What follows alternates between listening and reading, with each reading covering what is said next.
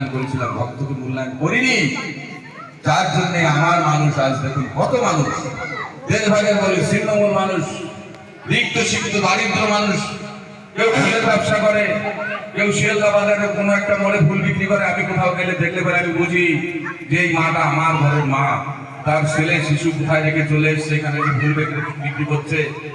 আমি শিয়ালদা প্ল্যাটফর্মে রাত্রেবেলা গিয়ে দেখি অনেক মায়েরা লাস্টে গিয়ে শিয়ালদা প্ল্যাটফর্মে মশার কামড় খায় দুটো পয়সার জন্য। তারা কারা? আমার মানুষ।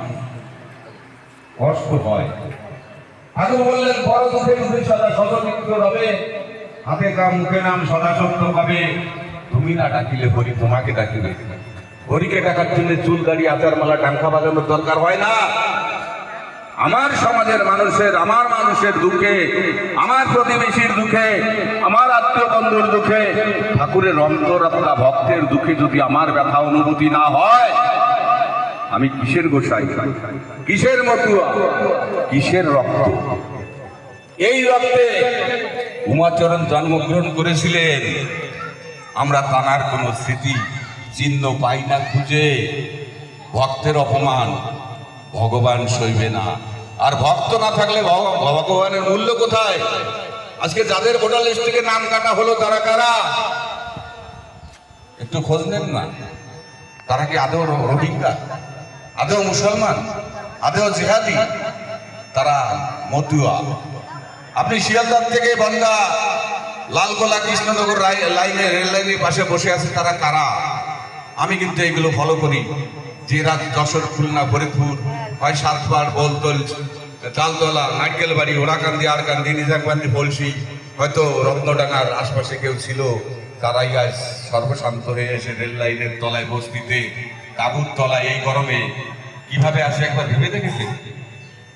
ব্যথা হয়, অনুভূতি হয়, বোঝা যায়। একটু হৃদয়ঙ্গম করলে অনুভূতি আসবে, নাহলে আসবে না। আপনি হয়তো ভালো আছেন, আপনার নামটা হয়তো কাটেনি। যে মানুষটার ভোটের নাম কাটা গেছে, দুদিন পরে ব্যাংকে গেলে কে হয় সে চাইবে, দিতে পারবে না, ব্যাংক গেল। দুদিন পরে বাড়ি জমি যা আছে সব যাবে।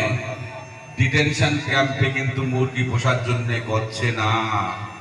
হাজার হাজার কোটি টাকা খরচ করে ডিটেনশন ক্যাম্প করেছে।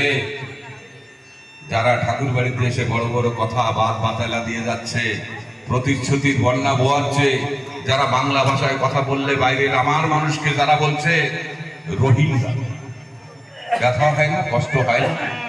আরে আমার এই বাংলা ভাষায় আমি কথা বলি, আমার গর্ব।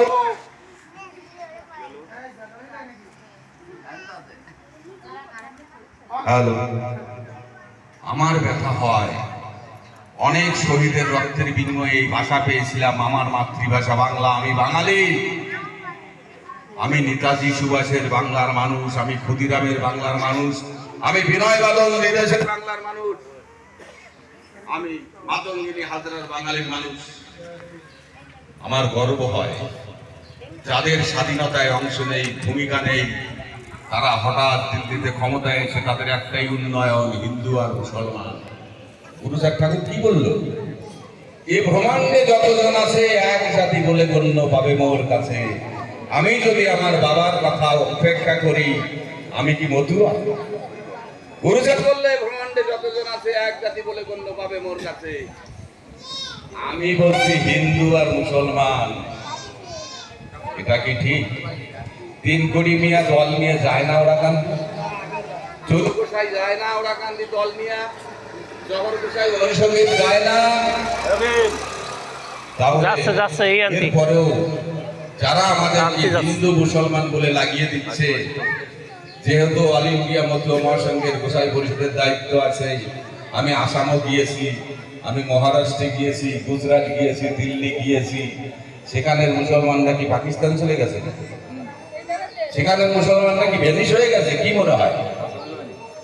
218 জন হিন্দু পরিবারকে গত 4 দিন আগে উচ্ছেদ করা হয়েছে দিল্লি থেকে। এরা হিন্দু বিরোধী, এরা বাংলা ভাষী বিরোধী। শুধু ক্ষমতায় আসার জন্য বিভিন্ন রকম প্রতিশ্রুতি দিয়ে যাচ্ছে। তাই সকলের কাছে অনুরোধ, একটা জিনিস মন থেকে উপলব্ধি করবে, বাংলা একটা বাঘিনী আছে। বাংলার নেতা, বাংলার মাটি দুর্জয় ঘাটি, এই বাংলার মুখ্যমন্ত্রীকে পরাস্ত করার জন্য ভারতবর্ষের প্রধানমন্ত্রী স্বরাষ্ট্রমন্ত্রী নয়, 22টা রাজ্যের মুখ্যমন্ত্রী বাংলায় দাপিয়ে বেড়াচ্ছে পরিযায়ী পাখি, এসে নানা রকম প্রতিশ্রুতি দিচ্ছে। আমার গর্ব হয় যে বাংলায় একজন নেত্রী আছে, আগামী দিন ভারতবর্ষকে পথ দেখাবে। ইডি, সিবিআই, নির্বাচন কমিশন, সেনাবাহিনী সব লাগিয়েও বন্ধু কাজ হবে না। মানুষ উন্নয়ন চায়, মানুষ সুস্থভাবে জীবনযাপন করতে চায়, মানুষ চায় তার অধিকার। তাই সকলের কাছে অনুরোধ, আপনারা নরোত্তম বিশ্বাসকে কতটুকু চেনেন আমি জানি না, যারা মতুয়া তাদের বলি শুনে রাখুন, সিধা মোড়াকান্দিতে যে হরি মন্দির, সেই হরি মন্দিরে যতটুকু সুন্দরন করা হয়েছে এটা নরোত্তম বিশ্বাসের অর্থে। ঠাকুরের জন্মভিটা সাবলিডাঙ্গায় যে মাটি বিক্রি হয়ে গেছিল মুসলমানদের হাতে, নরোত্তম বিশ্বাস গিয়ে সেই ঠাকুরের জন্মভিটা টাকা দিয়ে মুসলমানদের মিটিয়ে দিয়ে সেখানে যারা হিন্দু পরিবার আছে তাদের হাতে দিয়ে এসছে যে বাবার ভিটাটা অন্তত দুধ প্রদীপ চলুক। এই তো নরোত্তম বিশ্বাস। যে মানুষটা ভোটে হেরে গেলেও হারিয়ে যায়নি বন্ধু, তাকে হরিবাসরেও পাওয়া যায়, তাকে থানায় গেলে পাওয়া যায়, তাকে হসপিটালে গেলে পাওয়া যায়। আমি কয়েকবার অ্যাপ্লিকেশন করেছি আমার প্যাডে, গোসাই পরিষদের প্যাডে। খুব সম্ভবত তাড়াতাড়ি আপনাদের এই হসপিটালটা স্টেট জেনারেল হসপিটালে রূপান্তরিত হবে এবং নরোত্তমদা ক্ষমতায় আসলে কাজটা আরো সহজ হবে। এই যে একটা হসপিটাল, একটা সেলাইনের বেশি হয় না।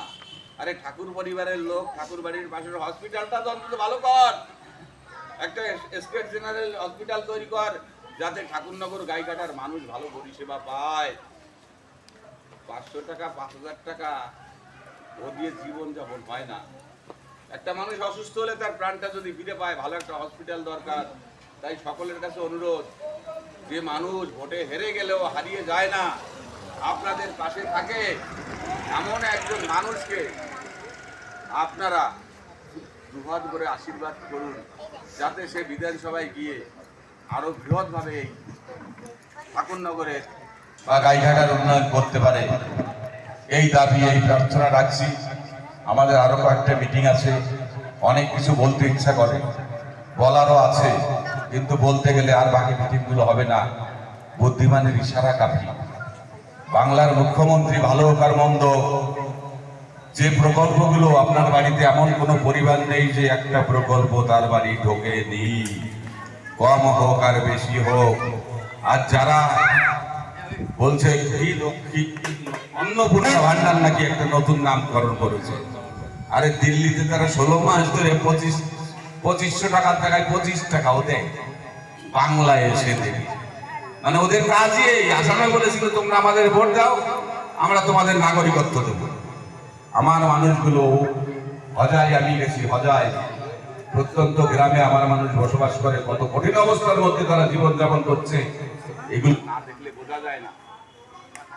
তাই সকলের কাছে অনুরোধ, নরোত্তম বিশ্বাসকে জয়লাভ করালে আপনার সার্বিক মঙ্গল হবে, আপনার উন্নতি হবে, আপনার ভালো হবে। নিজের ভালো চাইলে নরোত্তম বিশ্বাসকে জোড়া বলেছেন ভোট দিয়ে বিপুল ভোটে জয়যুক্ত করবেন, এই দাবি, এই প্রার্থনা করছি। এবং আমাদের মা, যদি কখনো কারোর পরিবারে কোনো সমস্যা হয়, এখানে নিখিলদা আছে, অখিলদা আছে, তাদের কাছে মায়ের নাম্বার আছে। মা তরি ঘড়ি পুষ্পজিৎ ফোন করলো, একটা মেয়ে তার কলেজে ভর্তি হওয়ার জন্য একটা অর্থ দরকার। আমি বললাম এক্ষুনি লোকনাথ মন্দিরে মা যাবে, ওই মেয়েটাকে নিয়ে ওখানে আসো। মা তার সাধ্য মতো চেষ্টা করে যে আমার সমাজে কিছু মানুষ তৈরি হোক। কেন দুর্চার শিক্ষার কথা বলেছিলেন, শিক্ষা যদি পাও তাহারে ওরাও কারণে যাও ভিক্ষা, বেদনা গুছিবে রাত শক্তি পাবে, কালে হবে পরীক্ষা। খাও বাংলা খাও, তাদের গতি নাই, ছেলে মেয়ে দিদি শিখে এই আমি চাই।